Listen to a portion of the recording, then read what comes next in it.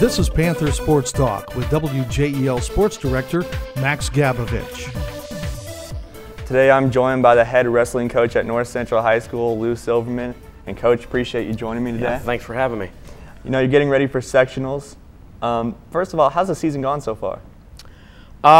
It didn't go as well as we'd hoped. We had a 12-12 dual meet season, which isn't horrible, but I think our expectations were set a little higher. So we had some issues, you know, throughout the year we had to deal with, but we're wrestling well right now.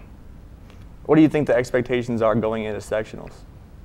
I think Cathedral's probably the clear favorite, but outside of that, I think we got a shot if we wrestle well to probably finish second, advance somewhere around 8 to 9 kids out of sectionals to regionals, which I think for us would be, you know, a good accomplishment. How big of a deal is it having seniors? You have 10 this year. How big of a deal is that as far as leadership? Always big to have seniors in your lineup. The younger kids always looking up to those guys, you know, what to do, and they kind of set the tone. And with a large number, usually the tone's pretty good. And it's been a decent group of seniors. We've lost a few along the way to injury.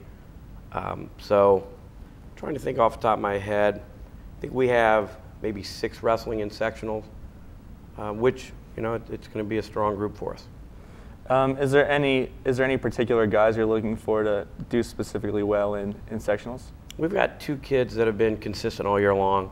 Will Clinkscales at 152, started the season at 160 and dropped to 152 the second half of the season. He's done really well.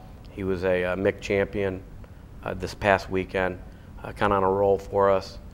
And then Jalen Douglas at 220 pounds, also a MIC champion, has had a really strong year. Those 2 guys have been Mr. Consistence for us the entire year, haven't missed any matches, and really going into sectional, those are the 2 guys that I think are going to be leading the way.